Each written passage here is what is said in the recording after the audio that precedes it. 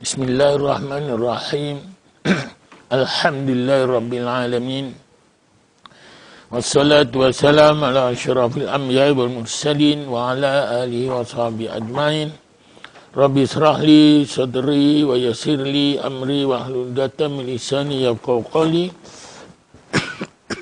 Wa sadid lisan bi haqqi sayyidina Muhammad sallallahu alaihi wasallam.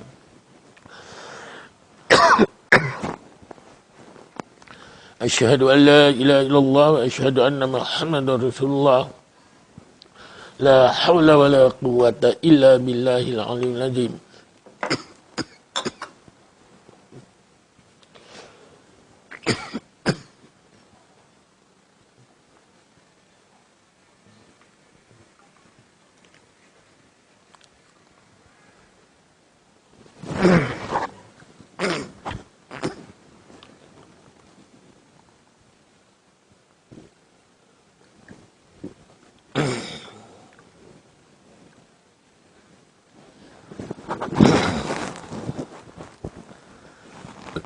Assalamualaikum warahmatullahi wabarakatuh. Dan berbahagia barisan EJK dan muslimin muslimat yang dirahmati Allah.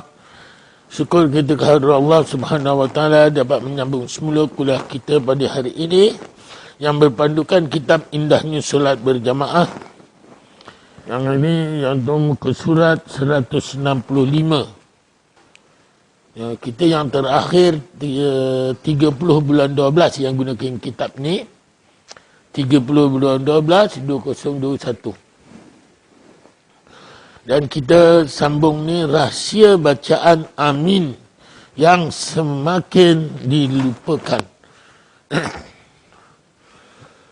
Alhamdulillah. Syukur kita kehadirat Allah Subhanahu wa taala yang telah memberikan kekuatan iman kita, dapat kita sama-sama mengulang kaji, iaitu menyambung semula kuliah kita pada hari ini. Semoga dirahmati Allah, insya-Allah, mudah-mudahan. Sebelum kita meneruskan kuliah kita, mari kita sama-sama membaca Ummul Quran. Ganjarannya kita hadiahkan kepada junjungan besar kita Nabi Muhammad sallallahu alaihi wasallam. Seterusnya kepada kedua ibu bapa kita, sama ada yang masih hidup atau yang telah meninggal dunia. Kepada guru-guru kita, sama ada yang masih hidup atau yang telah meninggal dunia. Kepada sahabat-sahabat kita. Dan seterusnya pada jamaah-jamaah madrasah kita yang telah meninggalkan kita terlebih dulu. Sya'ulillahi numul al-Fatihah. A'udzubillahi minasyaitanirrajim. Bismillahirrahmanirrahim. Alhamdulillahi rabbil alamin. Ar-Rahmanirrahim. Maliki yaumiddin. Iyyaka na'budu wa iyyaka nasta'in. Ihdinas siratal mustaqim. Siratal ladzina an'amta 'alaihim ghairil maghdubi 'alaihim waladdallin. Amin. Alhamdulillah. Kita selesai sudah solat berjamaah waktu maghrib. Sambil menunggu waktu isyak, dapat duduk di masjid ilmu. Siapa yang duduk dalam masjid ilmu ibarat duduk di dalam taman-taman syurga, insya-Allah. Andainya kita mati di sini, maka kita mati syahid, insya-Allah. Mudah-mudahan, alhamdulillah. Dan lepas tu nanti kita dapat solat isyak berjamaah. Sesiapa yang menunaikan solat isyak berjamaah, ibarat dia beramal ibadah separuh malam. Dan sesiapa solat subuh berjamaah, ibarat dia beramal ibadah sepanjang malam, insya-Allah. Kita dah baca Ummul Quran kan tadi? Dah ya? Dah baca Fatihah kan? Alhamdulillah, lupa pula. Alhamdulillah. Rahsia bacaan amin yang semakin dilupakan. Sambungan. Di masa ini kita dapati ramai dalam kalangan makmum di kebanyakan masjid masjid, surau tidak menyaringkan suara ketika menyebut amin sewaktu imam membaca kunut. Ini ketika baca kunut. Banyak yang tidak mengaminkan. Mereka bukan sahaja tidak mengetahui hukumnya, malah ada yang kalangan mereka yang menyangka perkara itu boleh membatalkan solatnya.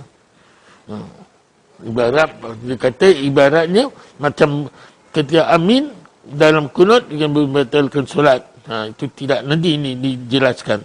Sebenarnya menguatkan suara ketika menyebut amin bukan sahaja disunatkan, malah mempunyai rahsia yang sangat besar kepada kekuatan umat ini. Sebagai pendekatan bagi apa yang saya katakan ini, saya bawakan hadis berikut. An Aisyah radhiyallahu anha, anin Nabi sallallahu alaihi wasallam qala ma hasadatkumul yahudu ala syai'in ma hasadatkum ala salami wa ta'min. Maksudnya daripada Aisyah radhiyallahu anha, daripada Nabi Muhammad sallallahu alaihi wasallam, baginda bersabda, orang-orang Yahudi tidak berdengki terhadap kamu pada suatu perkara sebagaimana kedengkian mereka terhadap kamu pada ucapan salam dan bacaan amin.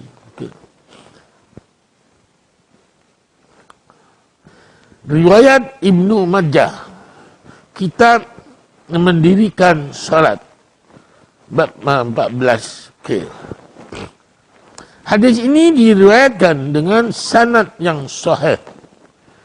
Para perawinya adalah Istiqah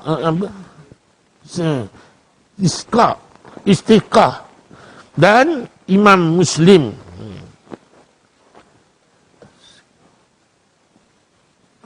Okay.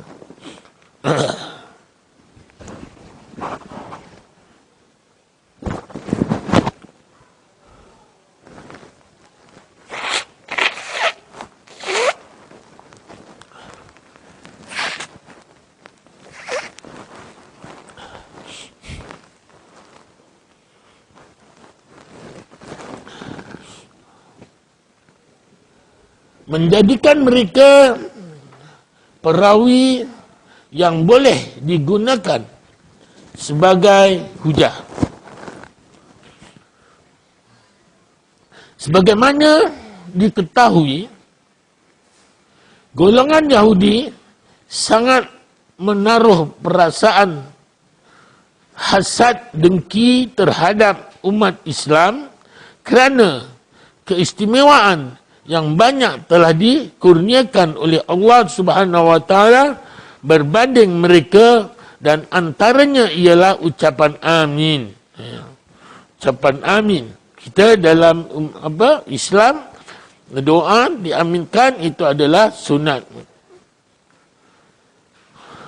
Oleh itu, marilah kita menghargainya dengan merebut peluang untuk menyaringkan suara apabila menyebutnya. Bagi kaum wanita pula, pengarang Hasiyah Al-Jamal juzuk yang kedua halaman 44 mengatakan bahawa kadar kekuatan suara semasa menyebut amin bagi golongan khunsa dan wanita adalah sama. Khunsa dan wanita adalah sama. Dan suara dia pun diistilahkan sebagai aurat. Ya? Dengan kadar kekuatan dengan kadar kekuatan suara mereka apabila membaca Al-Fatihah dan surah dalam solat, iaitu sekadar tidak didengari oleh lelaki ajnabi. Jika golongan ajnabi itu mendengar bacaan mereka, maka mereka disunatkan untuk merendahkan suara pada waktu itu. Ya. Jadi suara wanita dengan khunsa adalah diistilahkan aurat. Jadi dia tak boleh suara tinggi. Kalau dia katakan berjamaah bersendian, sebelahnya tu didengar ada ajnabi, iaitu ada lelaki, kaum lelaki, maka dia tak bolehlah baca kuat, ya. Begitu juga bacaan amin dia pun tak boleh baca kuat.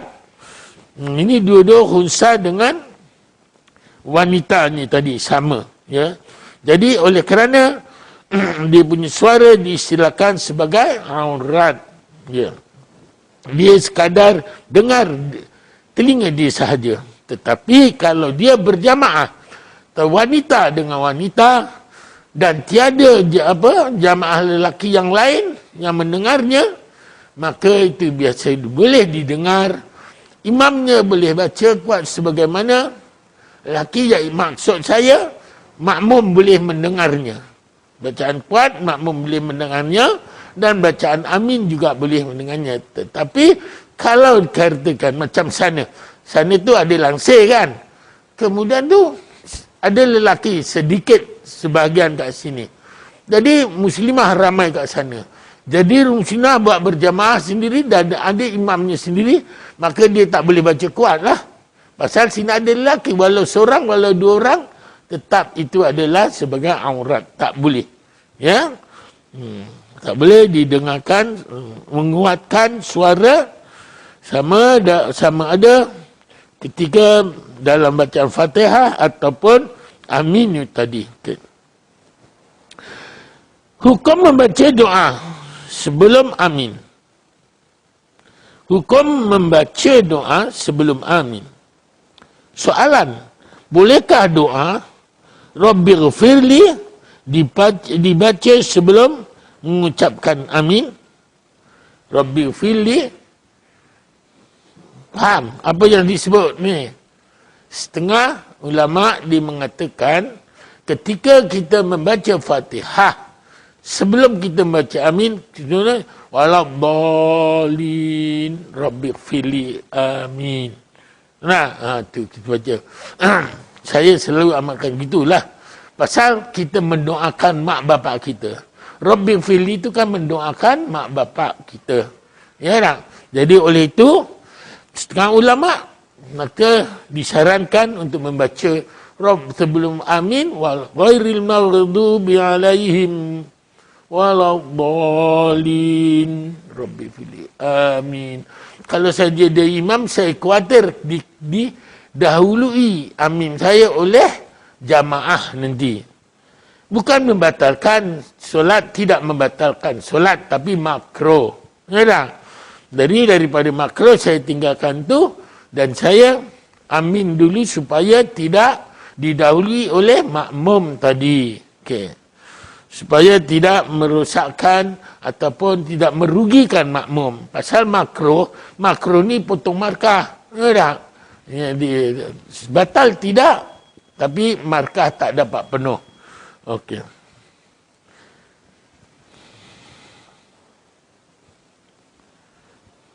Jawapan.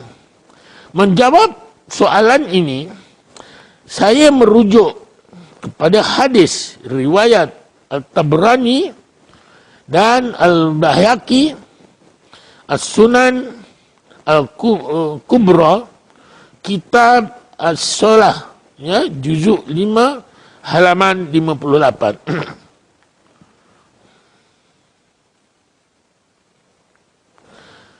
An Wa'il ibn Hujr annahu sami'a Rasulullah sallallahu alaihi wasallam hina qala ghairil maghdubi alaihim waladdallin. Qala rabbighfirli. Amin. Ya. Ataupun kita rabbighfirli wali walidayya. Amin pun boleh. Kalau kita macam mana berjamaah ni rabbighfirli amin. Iaitu mendoakan kedua ibu bapa kita. Maksudnya daripada Wa'il bin Hujrin bahawa ketika beliau mendengar Rasulullah sallallahu alaihi wasallam membaca ghairil maghdubi alaihim waladdallin, baginda membaca rabbighfirli amin. Ya, okey. Maksudnya, wahai Tuhanku, berilah keampunan kepadaku ya Allah, berkenankanlah permohonanku ini. Itu apa itu maksudnya, tetapi untuk hanya Rabbi Fili untuk kita sendiri. Tapi kalau kita selalunya ialah ini Rasulullah tak buat, oleh kerana benda ni baik dalam doa. Pasal Rasulullah mengatakan siapa yang membuat perkara yang baik diikuti pada orang lain, maka kita pun dapat pahalanya begitu. Jangan mengatakan kebanyakan orang kita ni banyakkan bid'ah Rasulullah tak buat. Sebagaimana yang kita Jumaat yang lepas, bukan yang lepas yang hari itu saya menceritakan masalah ketika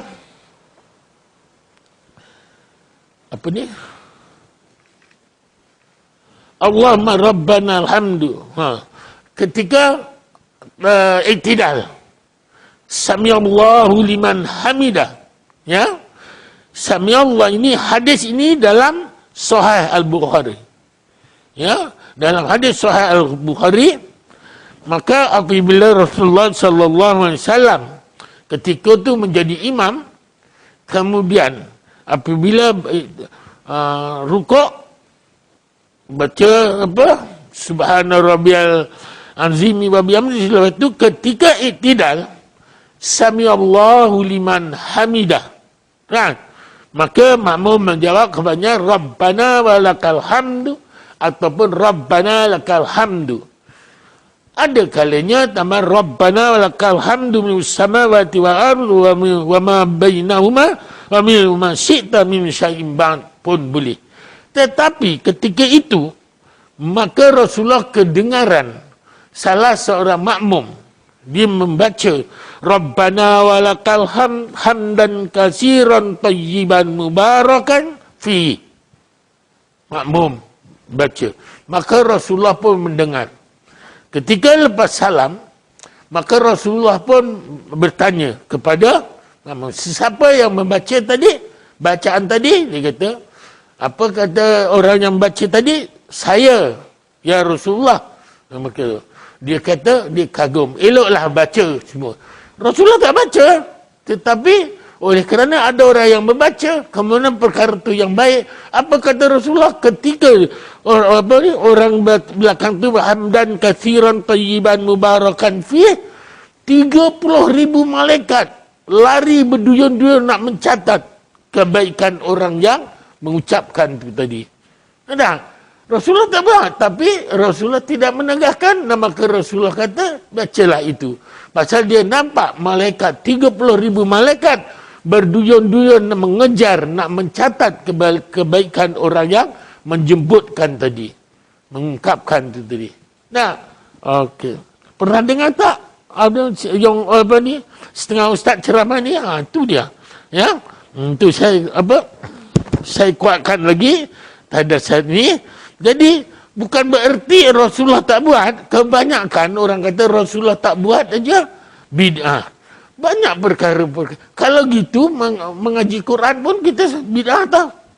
Sebab Al-Quran ini disusun setelah Rasulullah wafat kan.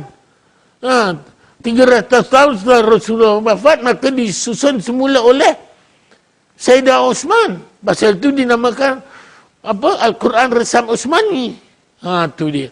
Jadi oleh itu muslimin muslimat. Tapi Rasulullah berpesan, buatlah perkara yang baik. Apabila yang baik orang mengikuti, kita pun dapat baginya. Seperti solat sunat qabliyah. Qabliyah maghrib.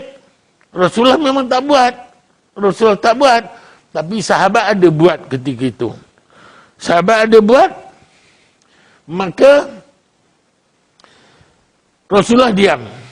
Tak apa. Saya rasa dah ulang-ulang banyak kali kan cerita ni. Kemudian ketika yang hari lain Rasulullah datang, sahabat tak buat. Maka Rasulullah tanya, kenapa tak solat hari ni? Solatlah. Tapi Rasulullah tak buat. Ya tak? Ibarat gitulah. Jadi oleh itu, kalau mengatakan kita solat sunat qabliyah, maghrib memang tak ada, memang Rasulullah tak buat, tapi boleh dibuat oleh kerana sahabat buat, ada sahabat buat, maka sahabat tidak menegahnya. Okay. Begitu juga macam wirid. Wirid kuat-kuat ni, dulu waktu Rasulullah mula-mula, memanglah oleh kerana sebelum tu, sahabat pun tak tahu, kan? Sekali sahabat semua dah tahu, maka dah sendiri-sendiri baca. Tetapi ketika Rasulullah dah wafat, maka hampir hapus. Hampir hapus, lepas tu maka diulang semula oleh ini tadi ingat nak cakap pun lupa pula. Di masjid dia di makam dia pun di Taif. Ibnu Abbas. Masjid dia di Taif, makam dia di Taif, tapi sekarang makam dia tak boleh dilawati. Masjid tu pun kalau sekadar waktu solat dia apa, tapi kalau nak melawat gitu sekarang tak boleh. Ya? Orang kata maklumlah, dengan tu dalam WhatsApp pun ada. Ya, siapa? Anak Salman ya. Azan pun tak boleh. Kuat ya. Subhanallah. Memanglah pasal kebanyakan orang Arab ni belajar di Amerika. Macam urban planning, banyak kat sana. Saya jumpa kawan saya Fatil Amurak yang bawa saya umrah mula-mula tahun 78. Dia belajar sana, jumpa kat sana. Pasal macam persatuan pelajar Islam juga sedang Kanada dimonopoli oleh orang Arab. Tapi ketika itu alhamdulillah lah, saya ini suka mencampur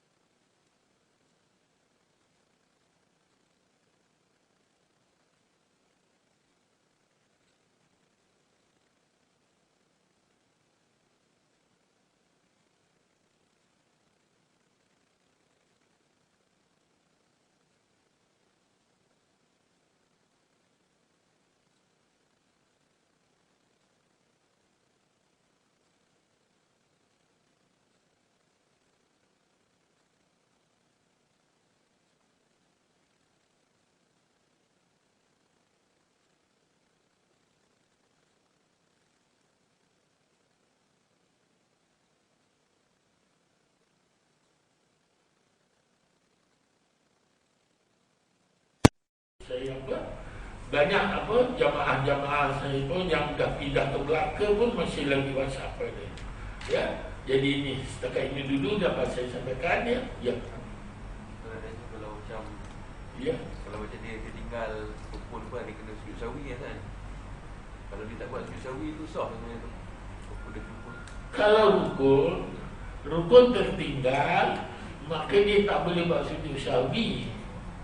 Tetapi kalau sunat yang macam sunat muakkadah misalnya, maka dia boleh buat sujud sahwi. Contoh, kita terlupa tahiyat awal. Pasal tahiyat awal bukan rukun, disunatkan, maka kita boleh kena ganti sujud sahwi. Terlupa sujud sahwi, sah tak? Sah lagi.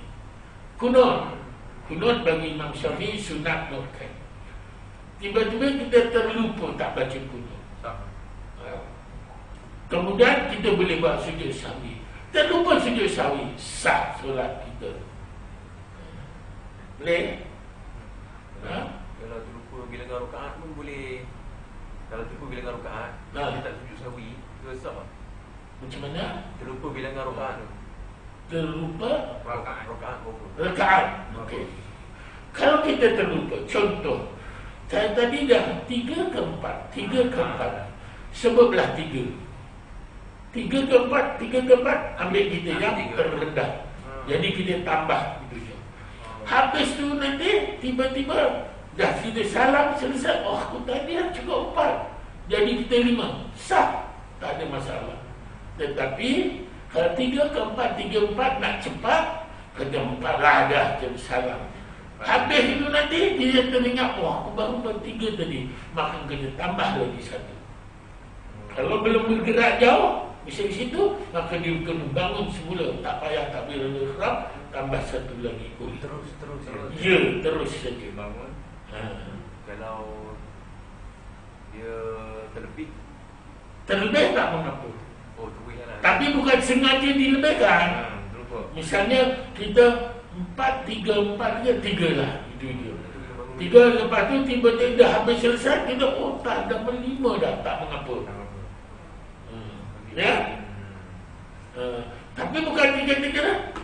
3 ke 4 saya tak apalah, aku nak buat lebih saja. Tak boleh. Ya. Sengaja nak dibuat lebih. Tak boleh.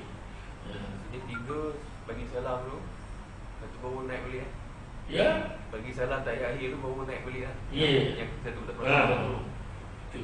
Begitu juga orang tawaf. Aku ni dah 7 ke 6. 7 ke 6 itu. Kata 6 aja. Ingat. Kalau dah habis tawaf nanti tiba 8. Tak mengapa. Selesai. Tapi kalau ni 7 ke 7 lah. Malas nak boleh. Sekali nak buat sa'i pula. Ataupun dah sa'i. Kemudian tu aku tadi baru 6 lah sebenarnya. Sepatutnya 6. Kemudian tu maka dia kena sambung 1 lagi tawaf. Sa'inya yang dilakukan tidak sah. Kena balik semula lagi sa'inya. Itu bagi orang sama ada tawaf umrah atau tawaf haji, sa'i umrah atau sa'i haji. Okey? Sebelumlah. Jadi lebih tak mengapa. Jangan kurang. Macam saya tadi surah Zuhur contoh 4 ke 3, 4 ke 3. 3 lah gitu. 3. Ya. Okey? Ada apa-apa lagi? Jangan malu, jangan segan. Ya?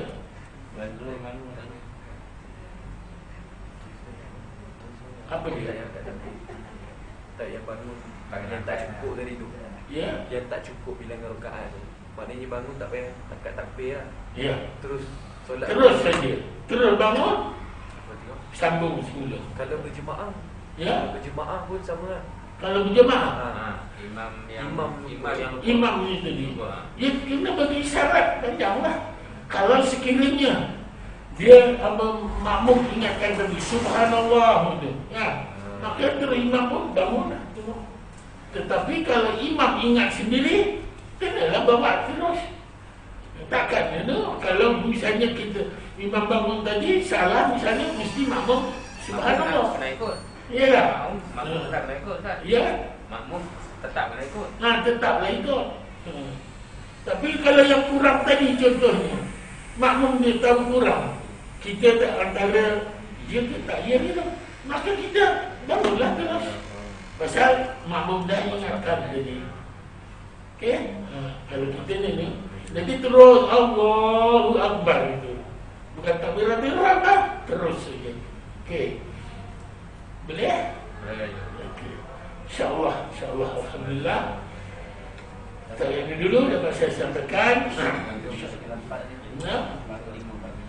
Saya memohon ribuan maaf salah silap saya terkacau bahasa terlajak kata yang baik datang dari Allah, kelemahan kesilapan datangnya dari diri saya yang jahil. Wabillahi taufiq wal hidayah. Assalamualaikum warahmatullahi wabarakatuh. Bismillahirrahmanirrahim. Alhamdulillahirabbil alamin. Hamdan hamidin, hamdan dzakirin, hamdan syakirin, hamdan na'imin, hamdan musawabin, hamdan yu'minu Dia Allah inna na'udzubika min al-basar wal junun wal juzam wa min sayyi'il asqam. Bismillahirrahmanirrahim. La yadurru ma fil ardi wa la fis samaa'i wa huwa samii'un 'aliim. Allahumma bil rahmata wal maghfirata wash syafa'ata dzal majlis. Allahumma bil rahmata wal maghfirata wash syafa'ata dzal majlis. Allahumma bil rahmata wal maghfirata wash syafa'ata dzal majlis. Allahumma ij'al jam'ana hadza jam'an marhuma وتوكل بعض تفرقا معصوما وصلى الله على سيدنا محمد وعلى اله وصحبه اجمعين والحمد لله رب العالمين.